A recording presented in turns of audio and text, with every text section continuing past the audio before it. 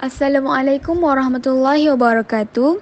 Seperti yang telah dimaklumkan pada malam ini, kita akan menjalankan interaksi bersama rakan pembelajaran iaitu Puan Yuraiza Yahya yang merupakan seorang pensyarah kanan Sains Komputer Kolej Politek Mara Ipoh. Sebelum itu, kami ingin mengucapkan ribuan terima kasih kepada Puan kerana sudi untuk menjadi rakan pembelajaran global kami. Apa khabar Puan? Kami harap Puan dalam keadaan sihat sahaja.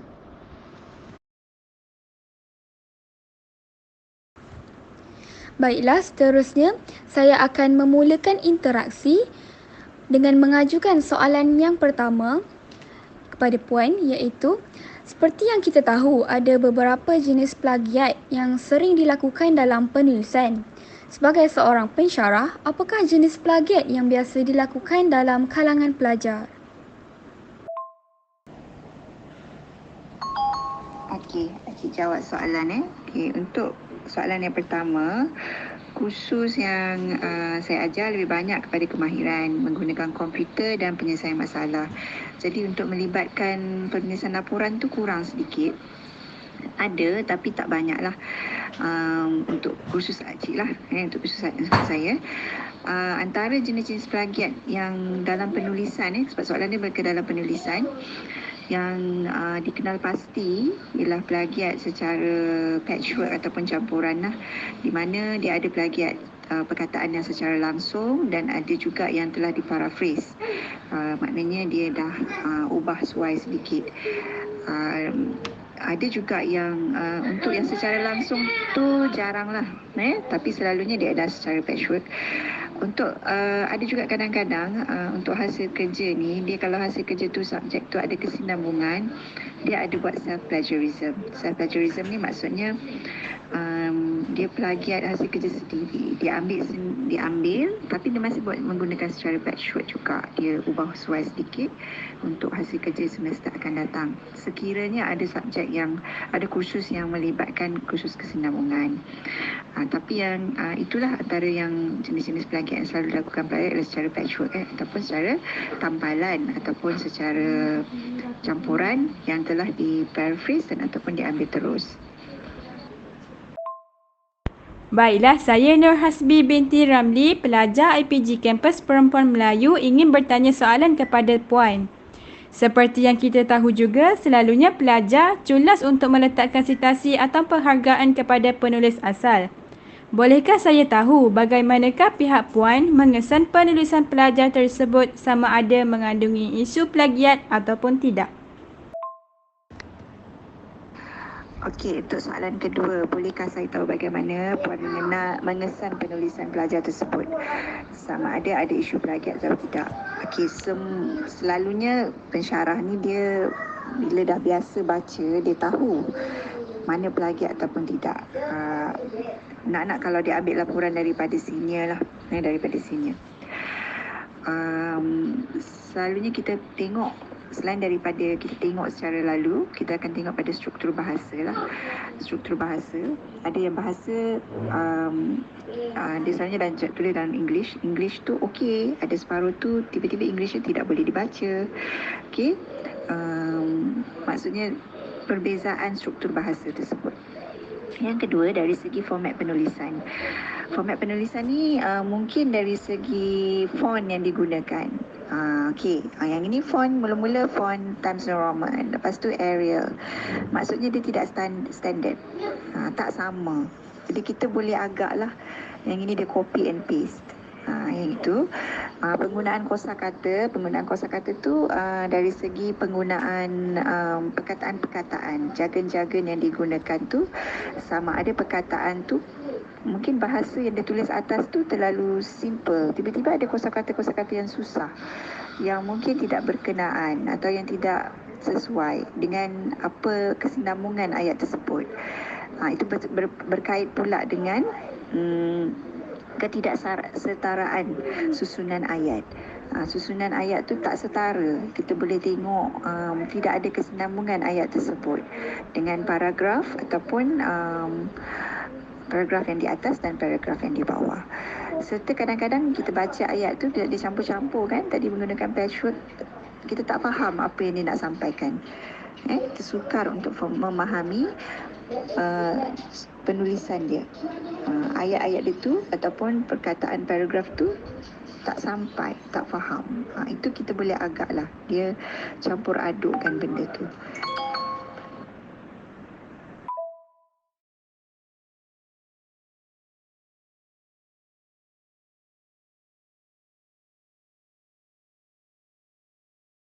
Baiklah, soalan lain yang saya ingin ajukan kepada Puan ialah, pada umumnya seperti yang kita tahu, punca berlakunya plagiat ini adalah seperti tidak cukup masa, tidak cukup bahan bacaan, tidak yakin dengan penulisan sendiri dan sebagainya.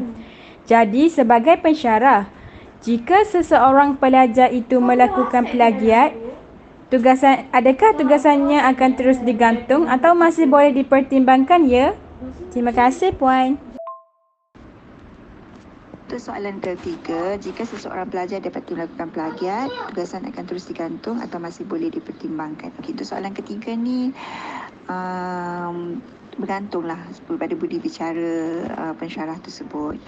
Setakat ni kalau pelajar tu kita tengok dia melakukan plagiat tidak secara serius, dan kita masih dalam proses penandaan, kita masih boleh berbincang dengan pelajar. Kita akan panggil pelajar tersebut dan beritahulah, kita bagi tahu terus apa dah dia plagiat ke, kita tahu kat mana dia plagiat, kita boleh agak dia plagiat, kita minta dia perbetulkan kesalahan dan menulis kembali laporan tersebut. Kita suruh dia buat balik. Sampai setakat ni yang itu je lah. Kalau kita dapat sedar pada awal dan kita boleh berbincang dengan pelajar tersebut, kita tak terus gantung ke apa ke, kita berbincang. Tapi sekiranya ia sangat major dan setelah kita bincang, setelah kita buat pun dah beri teguran apa semua dan masih juga berlaku perkara yang sama dan dia ialah secara total, maksudnya secara keseluruhannya dia plagiat, dia ambil terus dan letak. Mungkin laporan akan dibuat. Setakat ni tak adalah. Bila kita minta dibetulkan tu, betulkanlah. Untuk saya punya kursus dan kursus-kursus yang lain tu dia tidak melibatkan peperiksaan lah. Kalau sekiranya ada, pelajar akan dibicarakan. Kita buat surat amaran dulu, teguran. Kita dah panggil, dia masih juga melakukan perkara yang sama dan kita akan buat laporan dan dia perlu dibicarakan dulu, tidak terus menjatuhkan hukuman. Tapi kita tengok adakah dia mengikut peraturan akademik kolej. Kita ada buku peraturan kolej. Sekiranya dia melanggar seperti yang telah dinyatakan dalam buku peraturan akademik dan telah diberi teguran, kita akan bicarakan pelajar dulu dan baru kita jatuhkan hukuman. Baiklah, seterusnya saya Nur Ijlah Auni binti Azizi ingin mengajukan 2 soalan kepada Puan. Baiklah, diperkatakan juga bahawa pihak universiti akan bertindak secara tegas kepada individu yang dikenal pasti melakukan plagiarisme di bawah Akta Tata Tertib. Namun, perkara ini terlalu umum dan terdapat banyak jenis hukuman yang diberikan bermula daripada amaran sehinggalah kepada pembuangan siswi universiti dan seterusnya jika ada. Jadi, saya hendak mengetahui dengan lebih lanjut tentang bagaimanakah pihak universiti itu menentukan suatu hukuman ke atas individu yang terlibat dalam melakukan plagiarisme.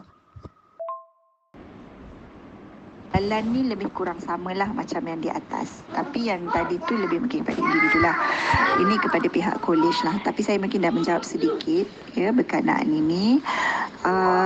Soalan kata bagaimana pihak universiti ataupun pihak kolej menentukan hukuman ke atas individu. Ini telah ditentukan oleh di dalam buku peraturan akademik. Kita telah nyatakan di dalam buku peraturan akademik yang mana yang kita boleh nyatakan dia sebagai isu plagiat.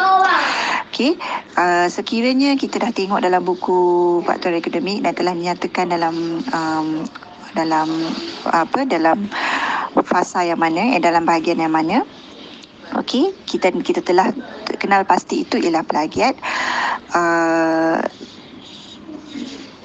Dan kita akan, macam tadilah, kita akan panggil pelajar, kita akan jatuhkan hukuman, mengeluarkan surat menjatuhkan hukuman dan pelajar perlu dibicara bukan perlu jatuhkan hukuman, kita telah mengeluarkan surat dan kita perlu dibicara dahulu, dipanggil untuk perbicaraan, dikenal pasti, disoal siasat dan ditanya, dan barulah boleh kita jatuhkan hukuman dia.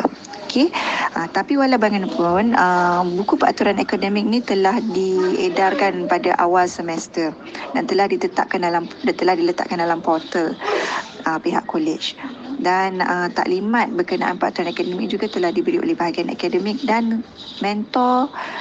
Pihak kolej kami memang ada mentor pada setiap kumpulan pelajar, perlu menceritakan tentang peraturan akademik tersebut dan diingatkan dari semasa ke semasa.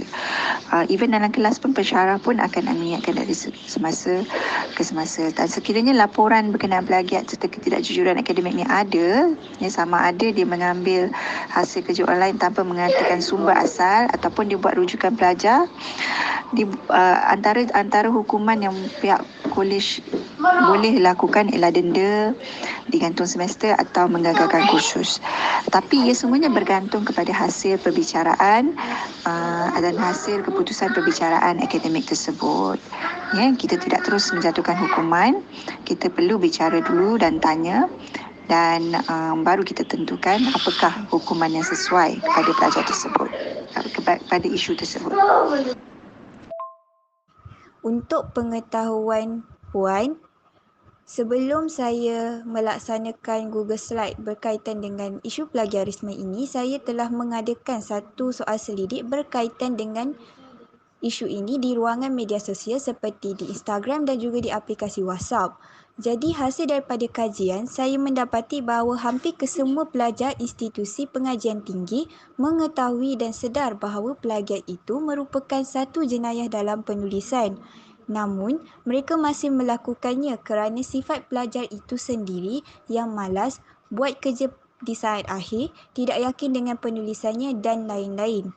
Jadi, sebagai seorang pensyarah, bagaimanakah Puan membantu individu tersebut untuk mengatasi permasalahan ini? Okey, soalan ni ialah belajar tahu plagiat tu ialah satu saya rasa semua orang tahu plagiat, tapi kadang-kadang kita ingat pelajar tahu, tapi ada yang mereka rasa itu bukan satu kesalahan, kan? Jadinya benda ni perlu diingatkan pada setiap awal semester. Untuk saya akan ingatkan pada setiap awal semester lah.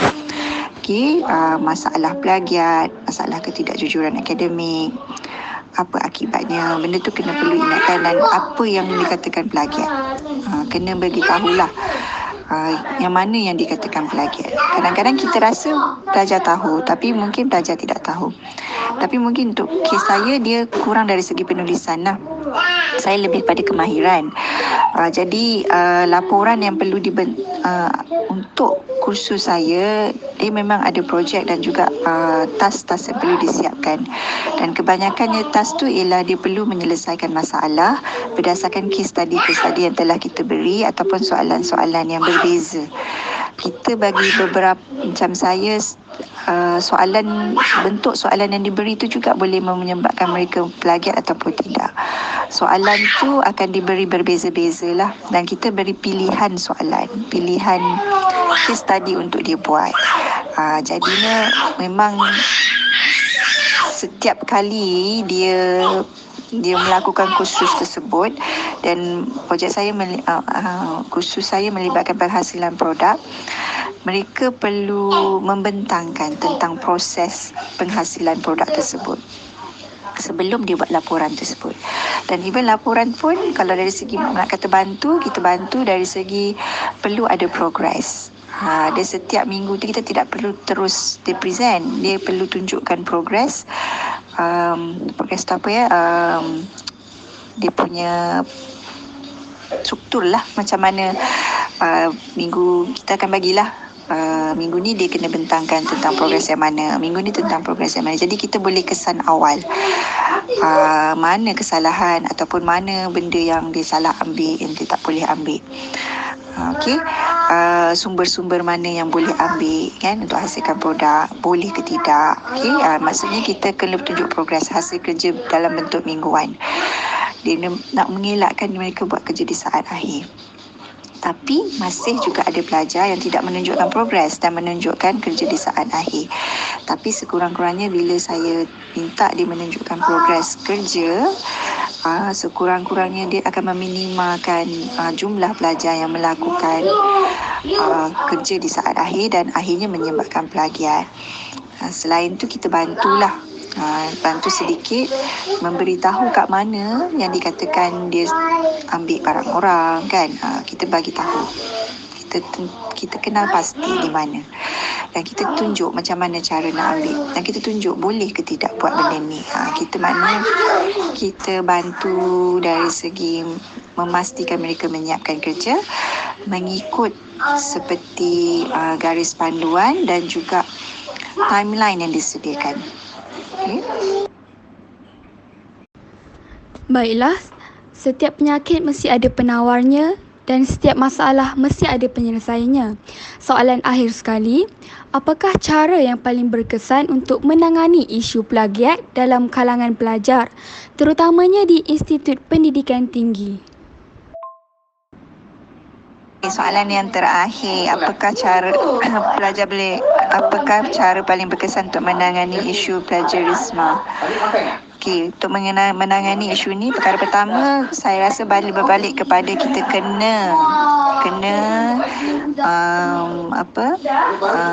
memperkenalkan atau menceritakan apakah itu plagiat. Ketidakjujuran akademik dan macam mana cara yang kita boleh mengelakkan plagiat. Okey, itu, dan kalau seeloknya lebih baik kita ada satu kursus khas untuk pelajar cara mencari sumber yang betul, bagaimana untuk buat parafrasa yang betul, bagaimana untuk buat reference yang betul, citation yang betul, serta selalu memberi kredit kepada hasil kerja orang lain. Ini antara benda kena selalu memberi kredit pada hasil kerja orang lain dan hormat dan bertanggungjawab atas hasil kerja orang lain yang kita ambil. Okey, pelajar perlu diarahkan juga untuk menunjuk. Okey, yang ini saya minta, yang ini macam saya cakap tadi lah, saya minta dia buat tunjuk draft awal laporan secara berkala, dan ini untuk memudahkan kita untuk identifikasi lah awal apapun kesedaran awal tentang plagiat tu pun kita perlu memberitahu kesedaran awal apakah akibat sekiranya kita plagiat, dari segi rohani, dari segi Islamnya, dan dari segi teknikalnya kan. Sekiranya ada plagiat, apa yang berlaku, dari segi itu dah dosa lah kan. Macam itulah. Okey, terima kasih. Baiklah, itu sahaja soalan daripada kami. Dengan ini kami ingin mengucapkan ribuan terima kasih sekali lagi kepada Puan Yuraiza Yahya kerana sudi berkongsi ilmu pengetahuan dan informasi yang sangat bermakna pada hari ini, dan sekali lagi terima kasih kerana sudi untuk menjadi rakan pembelajaran kami. Sekali informasi yang Puan telah sampaikan akan kami aplikasikan dalam kehidupan agar dapat mengelakkan diri daripada terlibat dalam isu plagiat ini.